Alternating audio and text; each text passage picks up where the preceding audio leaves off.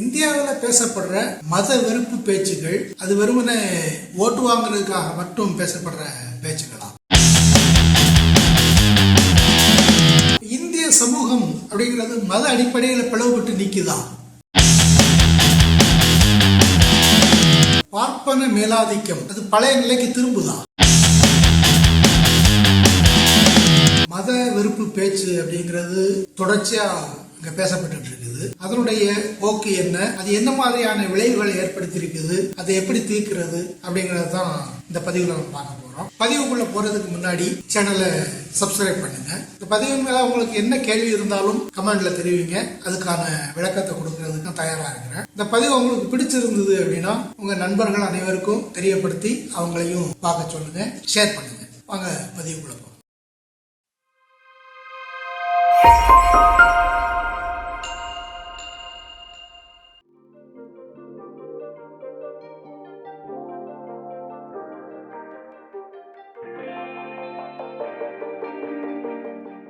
Hi, நல்லா இருக்கீங்களா? எல்லாரும் நல்லா இருப்பீங்கன்னு நம்புறேன். கொஞ்ச நாளைக்கு முன்னாடி முகநூல்ல ஒரு பதிவு பார்த்தேன். அது பிஜேபி கையில் எடுத்திருக்கிற அந்த மதவாதம் வெறுப்பு பிரச்சாரம் அப்படிங்கிறது ஓட்டு வாங்குறதுக்காக மட்டும்தான் அதை அவங்க பயன்படுத்துறாங்க. அது நீடிக்காது. மதம் அப்படிங்கிறது நொறுக்கி விழுந்துகிட்டு இருக்குது. அதனால அதை பற்றி பெருசா யாரும் கவலைப்பட வேண்டியது அவசியம் இல்லை. முதலாளித்துவ கொடுங்கோன்மை நிறுவனங்கள் கடுமையா சுரண்டுறது, அதுக்கு அரசு துணையா இருக்கிறது, இதைத்தான் நம்ம மெயினா எடுத்துக்கிட்டு பேசி மக்கள்கிட்ட புரிய வைக்கணும். அதுதான் சரியை தவிர பிஜேபி கையில் எடுத்திருக்கிற அந்த மதவாதத்துக்கு நம்ம பதில் சொல்லிக்கிட்டு இருக்கிறது, அதன் போக்குல போகிறது அப்படிங்கிறது பயன் தராது அப்படிங்கிறது அவருடைய பதிவாக இருந்தது. இந்த கருத்துல அவர் இப்ப மட்டும் இல்ல, தொடர்ச்சியா பலமுறை சொல்லியிருக்கிறார். அது சரியா அப்படிங்கிறது தான் இந்த பதிவுல நம்ம பார்க்க. 2 நாளைக்கு முன்னாடி மகாராஷ்டிராவில் அஜித் பவார் ஒரு பேட்டி கொடுத்திருந்தார். 5 வருஷத்துக்கு முன்னாடி மகாராஷ்டிராவில் பிஜேபி கவர்மெண்ட் அமைக்கணும் அப்படிங்கிறதுக்காக கூட்டப்பட்ட அந்த ஒரு கூட்டத்துல பிஜேபி தலைவர்களோட அதானியும் கலந்துகிட்டாரு அப்படின்னு சொல்லி அஜித் பவார் சொன்னாரு. இல்ல கேள்வி என்ன அப்படின்னா, ஒரு அரசியல் முக்கியத்துவம் வாய்ந்த ஒரு நிகழ்வுல அதானி ஏன் பங்கு பெறாரு அப்படின்னா காரணம் அங்கதான் இருக்குது. அரசும் முதலாளித்துவமும் ஒண்ணு இணைஞ்சதுதான், அது வேற வேற கிடையாது. முதலாளித்துவத்தை பாதுகாக்கிறதுக்காகத்தான் அரசு இருக்குது. அதிலும் குறிப்பாக அமைஞ்சிருக்கிற அரசாங்கம் அதானி போன்ற முதலாளிகளை பாதுகாக்கிறதுக்காகவும் இந்தியாவினுடைய வளங்களை அவங்களுக்கு கொள்ள கொடுக்கறதுக்காகவும் தான் அரசாங்கம் நடத்திட்டு இருக்கிறாங்க அப்படிங்கிறது வெளிப்படையானதுதான். அப்படி இருக்கிற நிலையில முதலாளித்துவம் இந்த மத வெறுப்பு பேச்சுகளை அனுமதிக்காது, அதை ஒரு கட்டத்துக்கு மேல அதுவே ஒழிச்சிடும் அப்படின்னு சொல்லி பார்க்க முடியுமா அப்படிங்கிறது ஒரு கேள்வி. இப்போ ஜார்க்கண்ட் தேர்தல் வர இருக்குது.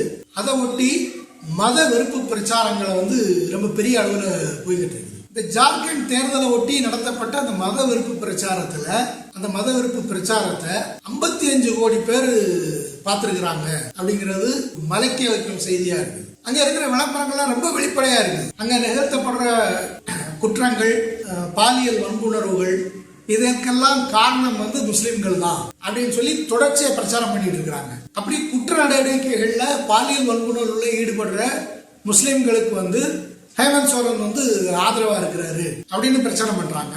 ஒரு வீடியோ ஒண்ணு வெளியிட்டு இருக்கிறாங்க. கார்ட்டூன் கேரக்டர் மாதிரி எடுக்கப்பட்ட அந்த விளம்பரத்துல ஒரு இந்து பயந்து ஓடுறாரு. பின்னாடி 10-20 இஸ்லாமியர்கள் அந்த இந்து துரத்தி ஓடுறாங்க. இப்ப கொஞ்ச தூரம் ஓடுறாரு. அதுக்கப்புறம் ஒரு திருப்பத்துல அங்க சில இந்துக்கள் இருக்கிறாங்க. அப்ப அவங்களோட சேர்ந்துக்கிட்டு திரும்ப எதிர்த்து நிக்கிறாரு. அப்படி எதிர்த்து நின்ன உடனே இஸ்லாமியர்கள் பின்வாங்குறாங்க. இப்படி ஒரு வீடியோ. அப்படி முடியும் போது கீழே டைட்டில் போடுறாங்க, நாம பிரிஞ்சிருந்தோம் அப்படின்னா கொல்லப்படுவோம், ஒண்ணு சேர்ந்து இருப்போம், அதுதான் நமக்கு பாதுகாப்பு அப்படின்னு சொல்லி கீழே எழுத்து வருது. இது அப்பட்டமான மதவெறி பிரச்சாரம், யதார்த்தத்துக்கு மாறானது. யதார்த்தத்துல என்ன இருக்குது? மாட்டுக்கறி வச்சிருந்தான் அப்படிங்கிறதுக்காக அடிச்சு கொள்றாங்க. பாரத் மாதா கி ஜெய் அப்படின்னு அப்படி சொல்ல மாட்டேன்னு சொன்னா அடிச்சு கொள்றாங்க. ட்ரெயின்ல பேர் இருந்தது, பயணம் பண்ணும் போது முஸ்லீம் பேர் இருந்ததுங்கிறதுக்காகவே சுட்டு கொள்றாங்க.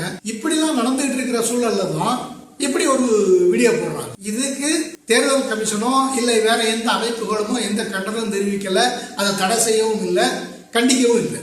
கடந்த நாடாளுமன்ற தேர்தலில் பிரதமருடைய பிரச்சாரமே இப்படித்தான் இருந்தது. அப்பவும் தேர்தல் கமிஷன் வந்து எந்த நடவடிக்கையும் எடுக்கல.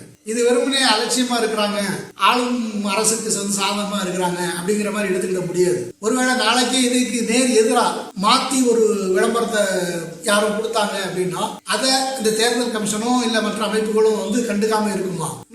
அப்படி இருக்க போறது இல்லை. அப்படின்னா இதை எப்படி புரிஞ்சுக்கிறது? இப்போ நேத்து கேரளாவில் 2 IAS அதிகாரிகள் வந்து இடைநீக்கம் செய்யப்பட்டாங்க.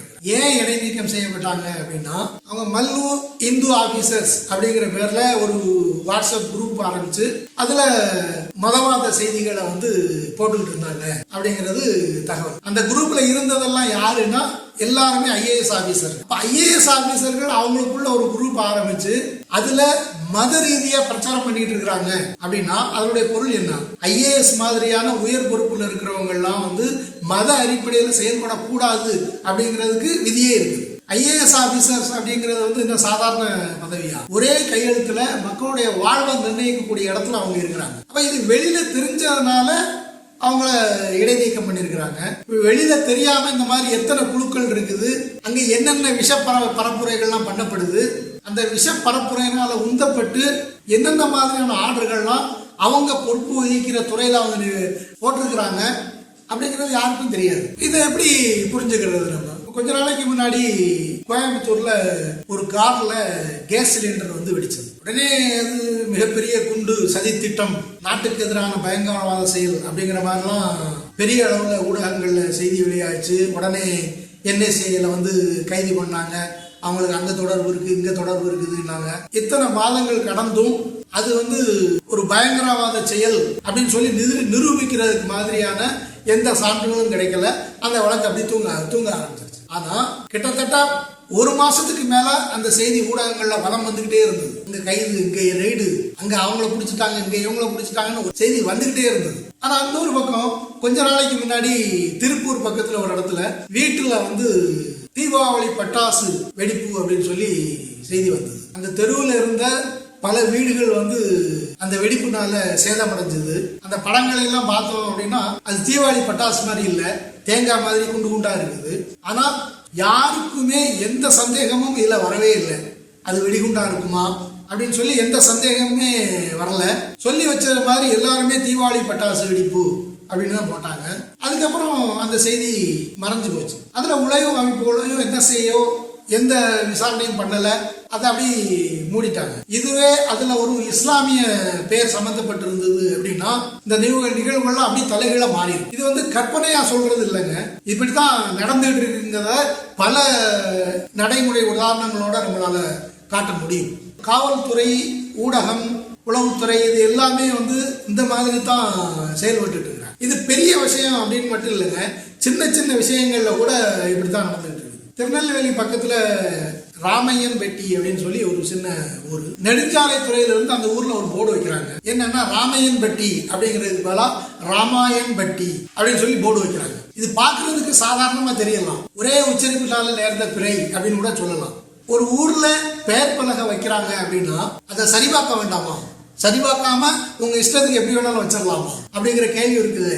அந்த கேள்வி எப்படி புரிஞ்சுக்கிறது? குற்றாலத்துக்கு மேல செண்பகடவி அருவி அப்படின்னு சொல்லி ஒரு அருவி உண்டு. இப்ப அது வனத்துறை கட்டுப்பாட்டுல இருக்குது. அதாவது செண்பக மரங்கள் நிறைஞ்சிருக்கிற இடத்துல இருக்கிற அருவி அப்படிங்கிறது தான் அதனுடைய பேர் காரணம். அதாவது செண்பக மரங்கள் அடவி இருக்கும் இடத்துல இருக்கிற அருவி அப்படிங்கிறது அதனுடைய பேர் காரணம். ஆனா இப்ப அதை எப்படி குறிப்பிடுறாங்கன்னா செண்பகாதேவி அருவி அப்படின்னு குறிப்பிடுறாங்க. செண்பக அடவி அருவி அப்படிங்கிறது செண்பகாதேவி அருவி அப்படின்னு ஆயிடுச்சு. இந்த மாதிரி 1-2 இடங்கள் இல்ல, ஆயிரக்கணக்கான இடங்களுக்கு இந்த மாதிரி இந்து குறியீடுகளோட பெயர் மாற்றம் வந்து செய்யப்பட்டிருக்கு. இன்னும் கீழே இறங்குவாங்க. சின்ன சின்ன யூனியன் ஆபீஸர்களுக்கு போய் பாத்தீங்க அப்படின்னா முஸ்லிம்கள் வாழ்ற இடமா இருந்தது அப்படின்னா நீங்க எப்ப போனாலும் குறைஞ்சது ஒரு 4 பேராவது அங்க வந்து பேரை மாத்துறதுக்கு, ஸ்பெல்லிங் மாற்றுறதுக்காக வந்து நிற்பாங்க.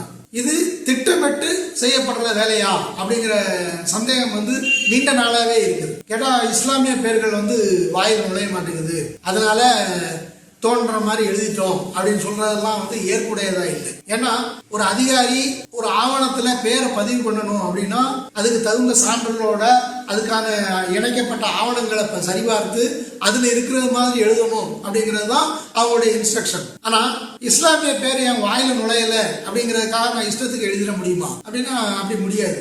ஆனா பெரும்பாலான இடங்கள் அப்படி நடந்திருக்குது. 1-2 பேர் மிஸ்டேக்குகளோட 1-2 ஸ்பெல்லிங் மிஸ்டேக்குகளுக்காக மாசக்கணக்கில் வாரக்கணக்கில் அது திருத்துறதுக்கு அலையிற இஸ்லாமியர்கள் வந்து நிறைய இருக்கிறாங்க. எல்லா இடங்கள்லையும் அந்த மாதிரியான காட்சியை வந்து பார்க்கலாம். இது இப்படி சொல்றது வந்து மேலோட்டமா சதி கோட்பாடு மாதிரி தெரியலாம். ஆனா அப்படி இல்லைங்க.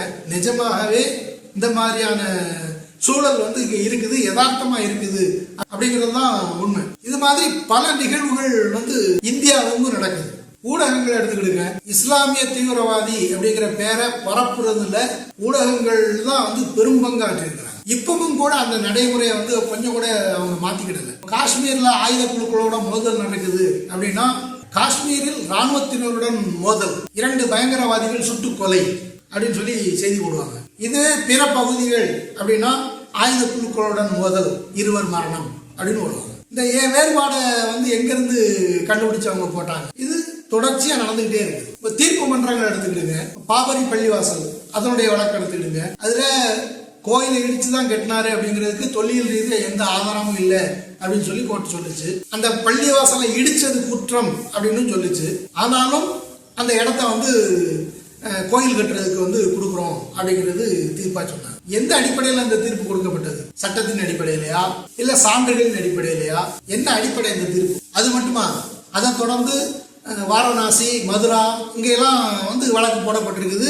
அந்த வழக்கு வந்து ஏற்றுக்கொள்ளப்பட்டிருக்கு. ஆனா பாபர் மசூதி இடிச்சதுக்கு பிறகு 92ல ஒரு சட்டம் போட்டாங்க. என்ன சட்டம்னா, இந்தியாவில் இருக்கிற வணக்க தலங்கள் நாடு விடுதலை அடைஞ்ச போது 1947 ஆகஸ்ட் 15ல எந்த நிலையில இருந்ததோ அதே நிலையில பராமரிக்கணும் அப்படின்னு சொல்லி ஒரு சட்டமே கொண்டு வந்தாங்க. ஆனா அப்படி ஒரு சட்டம் இருக்கிற நிலையிலையும் அடுத்தடுத்து வழக்குகளை வந்து தீர்ப்பு மன்றங்கள் ஏத்துக்கிட்டே இருக்குது வழக்கு. அப்ப இது எந்த அடிப்படையில் நடக்குது? அதுக்கு ஏதாவது பதில் இருக்குதா?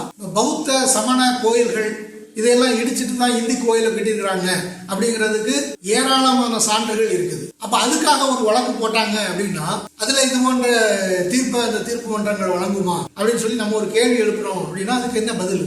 மத ரீதியிலான பிளவு அப்படிங்கிறது வந்து வெறுமனே ஓட்டுக்காக ஏதோ ஒரு கட்சி நடத்துற விஷயம் இல்லைங்க. இந்து பெரும்பான்மைவாதம் அப்படிங்கிறது வந்து நிர்வாகத்திலையும் இந்திய நிர்வாகத்திலையும் சமூகத்திலையும் யதார்த்தமா இருக்குது அப்படிங்கிறது தான் உண்மை. பல நூற்றாண்டுகளா இந்த தீண்டாமை அப்படிங்கிறது வந்து எப்படி படிப்படியா திணிக்கப்பட்டு சமூக யதார்த்தமாக மாற்றப்பட்டதோ அது மாதிரி மத சிறுபான்மையினர், பழங்குடிகள் இந்த மாதிரி இவங்களெல்லாம் 2ஆம் தர குடிமக்களா மாற்றுறது அப்படிங்கிறது படிப்படியா இங்க நடந்துகிட்டு இருக்குது. இந்த சிக்கலை வந்து வெறுமனே இது கற்பனை அப்படின்னு சொல்லி கடந்து போக முடியாது. அப்படி கடந்து போற பருவத்தை இது கடந்து நிற்குது. அதுக்காக இந்துக்கள் எல்லாருமே இப்படி இருக்கிறாங்க அப்படின்னு நம்ம சொல்றதா பொருள் இல்லை. மக்கள் அப்படி இல்லை. முக்கியமா பார்க்க வேண்டியது இந்த RSS BJP அப்படிங்கிறது வந்து இந்துக்களுக்கான பிரதிநிதி இல்லை அப்படிங்கறது தான் நம்ம அம்பலப்படுத்த வேண்டியது இருக்கு. RSS அப்படிங்கிறது வந்து பார்ப்பன மேலாதிக்கத்திற்காக அதை நோக்கமாக கொண்டு உருவான ஒரு அமைப்பு. அந்த அமைப்பினுடைய தேர்தல் அரசியல் பிரிவு தான் BJP அப்படிங்கிற கட்சி. அப்ப அவங்களுடைய நிலைப்பாடு வந்து இப்படித்தான் இருக்கும் அப்படிங்கறதுல மாற்று கருத்து ஒண்ணும் இல்லை. ஆனா அது நிர்வாக ரீதியாகவும் ஊடுருவி பறந்து விரிஞ்சிருக்குது அப்படிங்கிற உண்மையை வந்து நம்ம மறுக்க வேண்டியது இல்லை. இது இன்னைக்கு நேற்று தோன்றின விஷயம் இல்லைங்க. 1498 வாஸ்கோட காமா இந்தியா வந்ததிலிருந்து இந்த பிரச்சனை தொடங்குது. அது மக்கள், மன்னர் இவங்கெல்லாம் இந்துக்களா இருக்கிறாங்க. வணிகத்துல கொடிகட்டி பறக்கிறது எல்லாமே வந்து முஸ்லீம்களா இருந்தாங்க. அப்ப இதை உடைக்கணும் அப்படிங்கிறதுக்காக வாஸ்கோட காமா கையாண்ட தந்திரம் தான் இந்த இந்து முஸ்லீம் பிரிவினைவாதம். அப்படிங்க அன்னைக்கு தொடங்கின நெருப்பு இன்னை வரைக்கும் எரிஞ்சுக்கிட்டு இருக்கு.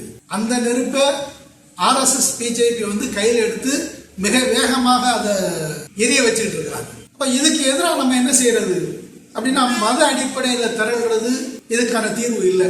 நிஜமா சொல்லணும்னா மத அடிப்படையில திரள்றது இந்து பெரும்பான்மைவாதத்துக்கு தான் வலு சேர்க்குமே தவிர RSS BJPக்கு தான் வலு சேர்க்குமே தவிர அதுக்கு எதிராக இருக்கிறதுக்கு வந்து உதவாது. காலச்சக்கரத்தை பின்னோக்கி திருப்ப முடியாது.